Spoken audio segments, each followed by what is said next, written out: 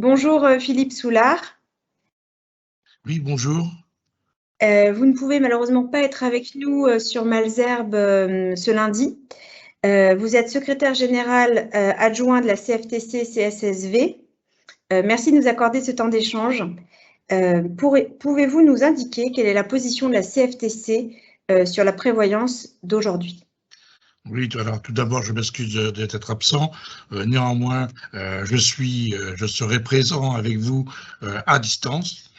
Et concernant la position de la CFTC sur la prévoyance, aujourd'hui, la prévoyance assure bien évidemment le risque lourd, le risque décès, ce qui, pour nous, la CFTC, syndicat de la personne et syndicat de la famille, nous va bien, mais nous devons bien évidemment aller au-delà du décès et de la prise en charge justement des enfants et des ayants droit. Les prévoyances pour nous, elle est indispensable sur la prise en charge, notamment pour compléter la prise en charge de la sécurité sociale, la prise en charge notamment l'assurance maladie. Il y a bien ce complément à faire et la prévoyance a toute sa place pour justement répondre en complément de différents organismes qui existent. Ensuite, on va arriver sur les contrats responsables et collectifs. Ce qui nous intéresse, nous, c'est de pouvoir mutualiser le risque relevant de la prévoyance sur un champ très large et de pouvoir avoir des coûts maîtrisés sur justement dans l'intérêt des salariés et des entreprises, qui permet d'avoir aussi un vrai pilotage, de connaître tous les risques qu'il peut y avoir et d'avoir un pilotage qui soit fait par nous, le collège employeur et le collège des salariés. Et justement, pour la CFTC, ce type de contrat doit rester attractif de façon à couvrir qualitativement le plus large possible les salariés. La CFTC se satisfait du niveau de couverture de la population, mais depuis plusieurs années, on s'aperçoit que d'autres risques sont à prendre, bien évidemment, en compte, hein, l'autonomie, l'adaptation, la pénibilité des métiers. Il est toujours désagréable dans la pénibilité que quelqu'un soit inapte à un poste, le rend malheureusement d'autres possibilités d'emploi, mais aussi du fait de son inaptitude et de ne pas pouvoir tenir un poste, se retrouve limité dans d'autres métiers aussi. Aujourd'hui, les réponses apportées par la prévoyance peuvent paraître limitées. Dépendance, notamment, nécessite d'être réfléchie à l'aune des problématiques, j'ai tendance à dire, moi, des problématiques actuelles.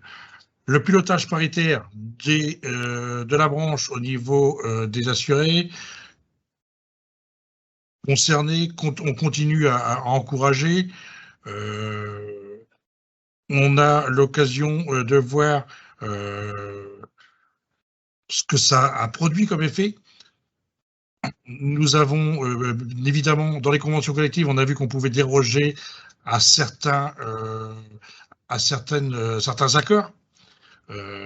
Et nous souhaitons justement que les accords dans les entreprises concernant la santé, au sens large, dans les conventions collectives, il n'y ait pas possibilité d'y déroger de manière moins favorable.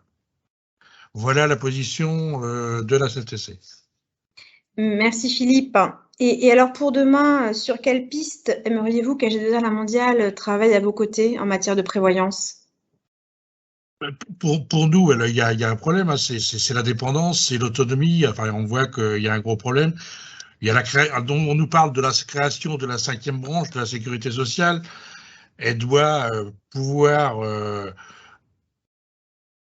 nous permettre de pouvoir revoir notre modèle avec un panier justement santé sur la perte d'autonomie et notamment les besoins de prise en charge pour ces personnes. Nous, on a du mal à voir autrement ce point-là. On a aussi...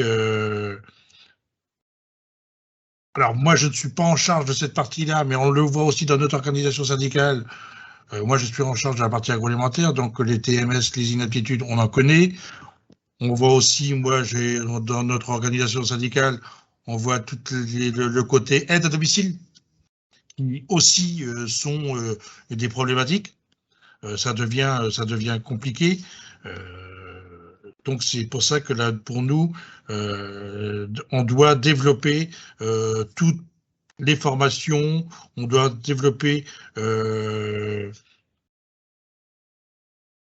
aussi la prévention. Et c'est grâce justement à ces choses que font qu'on peut faire avec la prévoyance en mutualisant au sens le plus large possible, de pouvoir faire des choses assez intéressantes. Moi, on a l'exemple dans l'agroalimentaire, hein, sur la possibilité de participer avec un fonds d'aide, hein, justement sur le régime de prévoyance. Il faut être politiquement d'accord, de dire on consacre une partie de la cotisation pour justement aller sur une ligne budgétaire qui soit sur la prévention. Ça demandera ça demandera du temps, mais en travaillant sur la prévention, ça améliorera la santé des gens, et nous on y tient bien évidemment, c'est important, mais on améliorera demain le régime aussi, parce que sinon, si on fait que du curatif, on le laisse se dégrader. Et ça, c'est quelque chose qu'on ne peut pas accepter. À un moment où on demande de reculer l'âge de départ en retraite pour les gens, et de retrouver les gens qui soient cassés et qui ne puissent malheureusement pas continuer à exercer un emploi. Merci beaucoup, Philippe. Du coup, un dernier mot pour la fin?